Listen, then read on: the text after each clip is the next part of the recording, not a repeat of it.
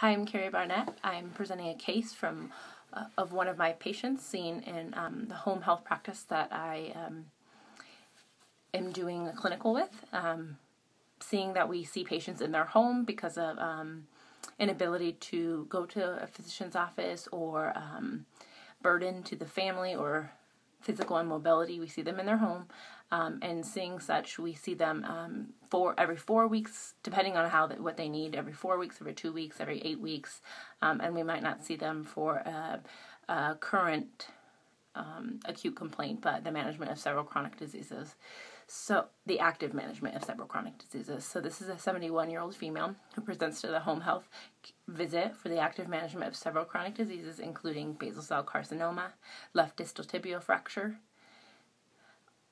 RLS to the left lower extremity, osteoporosis to the right lower extremity, anemia, chronic pain, peripheral neuropathy to the left lower extremity, COPD, abnormal liver function tests, seizure disorder, gastroesophageal reflux disease, safety concerns, and ETOH use. Review of systems with the patient.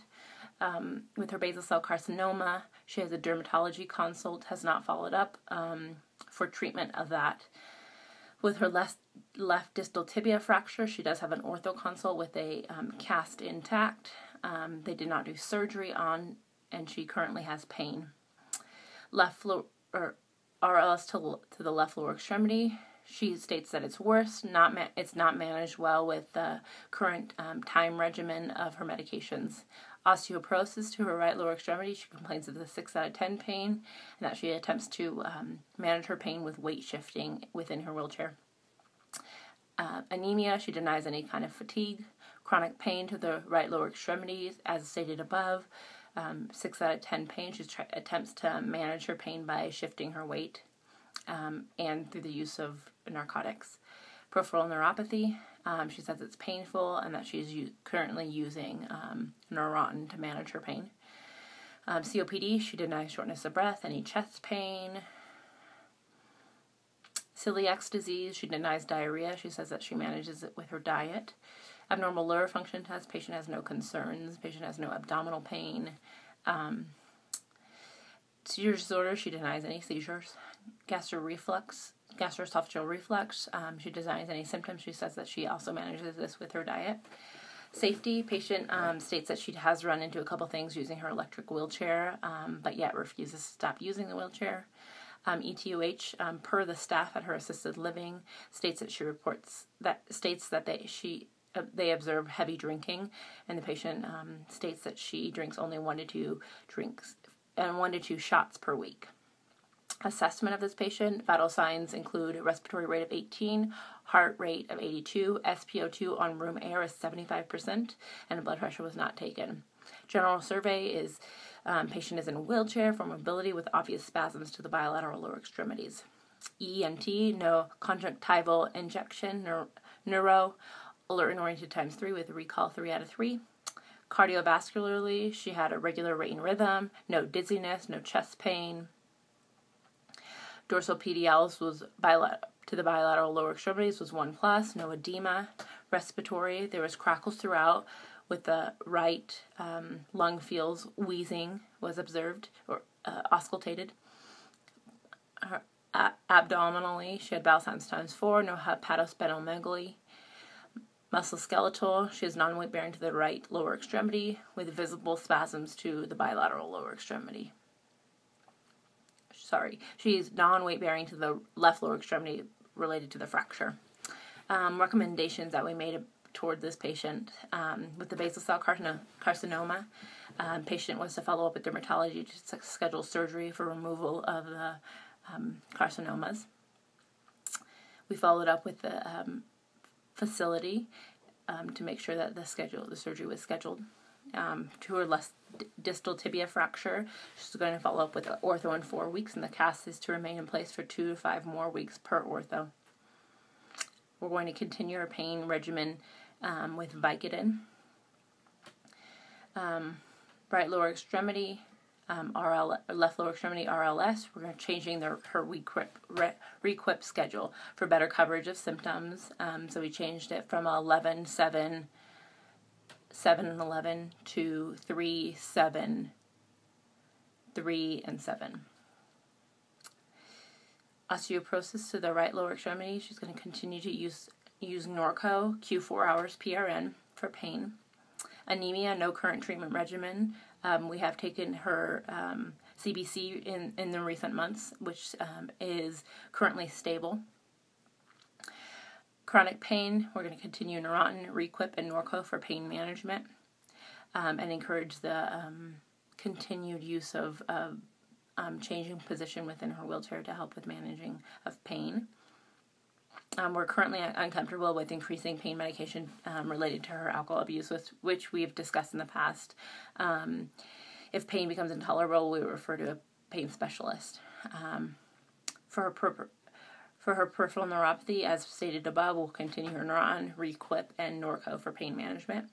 COPD, she states that she doesn't like using her inhaler, but she doesn't like using her nebulizer or using her oxygen outside of her room. But we discussed the benefit of wearing her oxygen outside of her room, considering her current SpO2 was 75%.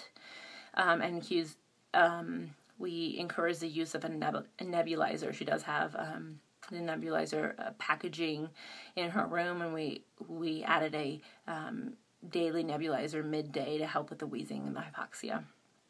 Celiac disease. Patient manages celiac disease with diet, feels slightly constipated with incomplete evacuation, but she says that she wants to treat it with a diet. And we talked about maybe diet interventions that would help with the celiac disease, including apricots and warm water.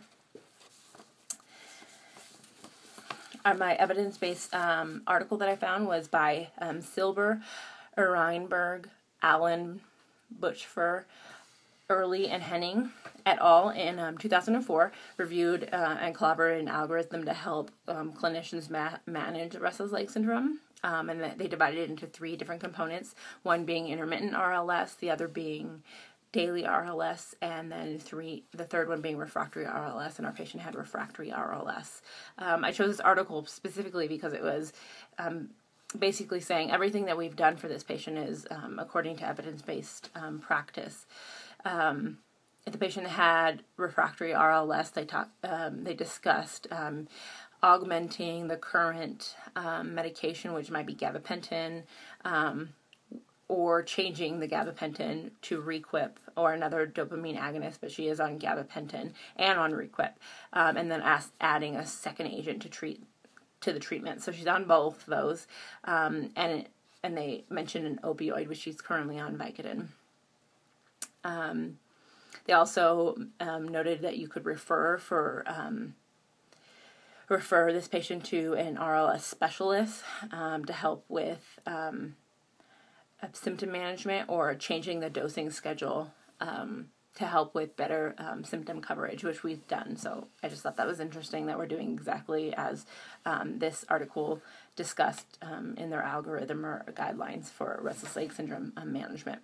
Theory I chose was Peterson-Zerad's humanistic nursing theory. It's based on the belief that nursing is a responsible, searching, transactional relationship whose meaningfulness demands conceptualization founded on a nurse's existential awareness of the self and the other. There's 5 basic tenets of this theory, but specifically there was a few that jumped out at me with my interaction with this patient. The first one is the preparation of the nurse knower for the coming to know, by which the nurse understands his or her own viewpoint angles to make sense of the experience interaction with another. By understanding one's viewpoint, it can be withheld as to not influence the perception of the patient or the interaction. And that was definitely a part of this interaction that I had with this patient was I had certain concepts of what I thought like a chronic pain patient might be like, or that I might consider her to be manipulative or frustrating because we can never do anything for her pain, and we really try to mitigate her pain, and she's not definitely not compliant with discontinuing use of alcohol.